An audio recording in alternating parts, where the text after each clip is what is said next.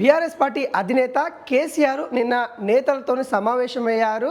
Senior BRS party నేతలు ఎవరైతే ఉన్నారో వాళ్ళందరినీ కూడా ఎర్రబల్లి ఫామ్ హౌస్కి పిలిచి కొన్ని అంశాల మీద మాట్లాడారు. పార్టీ ముందుకు ఎలా తీసుకెళ్ళాలి, పార్టీ సభ్యత్వం సంబంధించి అంశాలు, పనిచేసే వారికే సభ్యత్వం ఇవ్వాలి, డిజిటల్ సభ్యత్వాలు నమోదు చేయాలి, అదేవిధంగా వాటికి సంబంధించి కూడా ఏదైతే ఎలక్షన్స్ వస్తున్న సమయంలో బూత్ ఇన్ఛార్జీలకు సంబంధించి కూడా నియామకాలకు సంబంధించి కూడా వాళ్ళకి దాదాపుగా 70,000 మందికి శిక్షణ ఇవ్వాలి అంటూ కొన్ని సూచనలు అయితే ఇచ్చిన పరిస్థితి మనకైతే కనబడుతూ ఉంది. అదేవిధంగా తెలంగాణలో జరుగుతున్న ప్రజలకి ఇబ్బందులు ఏవైతే ఉన్నాయో వాటిపైన ఖచ్చితంగా మాట్లాడాల్సిందే అంటూ నేతల మీద కొంత సీరియస్ అన్నట్టు కూడా తెలుస్తూ ఉంది. ఇప్పటికే కొన్ని అంశాలను ప్రస్తావించు ఎందుకు మాట్లాడట్లేదు మీరు అన్నట్టుగా అటు కేసీఆర్ హరీష్ రావు పైన కూడా కొంత సీరియస్ అయ్యారు అన్నట్టుగా తెలుస్తూ ఉంది. ప్రతిపక్షంలో మనం ఉన్నాం, ప్రజల పక్షంలో ఉన్నట్టు ఖచ్చితంగా ఏదైతే అధికారంలో ఉన్నప్పుడు ఏ విధంగా పనిచేసామో అంతకు రెట్టింపులుగా అధికారం కోల్పోయినాక ప్రతిపక్షంలో ఉన్నప్పుడు పనిచేయాల్సిన అవసరం ఉంటుంది, ప్రజల పక్షాల్లో ఉండాల్సిన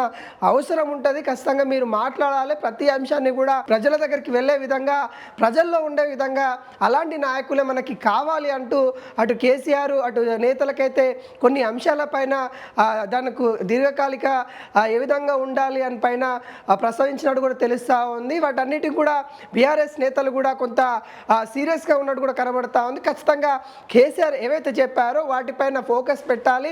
ఖచ్చితంగా నెక్స్ట్ ఎన్నికలు ఏవైతే ఎంపీటీసీ జెడ్పీటీసీ ఎన్నికలు ఏవైతే ఉంటాయో వాటిలో కూడా బీఆర్ఎస్ పార్టీ ప్రభంజనం సృష్టించే విధంగా కార్యాచరణ ఉండాలి అన్నట్టుగా అటు నేతలు కూడా ఫిక్స్ అన్నట్టు కూడా కనబడతా ఉంది. నిన్న అదేవిధంగా జిల్లాల వారీగా ఇన్ఛార్జీలను నియమించడం, అదేవిధంగా క్యాడర్ సంబంధించి బలోపేతం చేయడానికి గ్రామ మండల స్థాయి ఇన్ఛార్జీలను కూడా త్వరలో నియమించాలి. వాటికి సంబంధించి కూడా పేర్లు తీసుకోండి. ఎవరైతే మన పార్టీ సిద్ధాంతాలతోని పార్టీ నాయకత్వంతో ఏదైతే పనిచేస్తూ ఉన్నారో వాళ్ళందరినీ కూడా గుర్తించండి.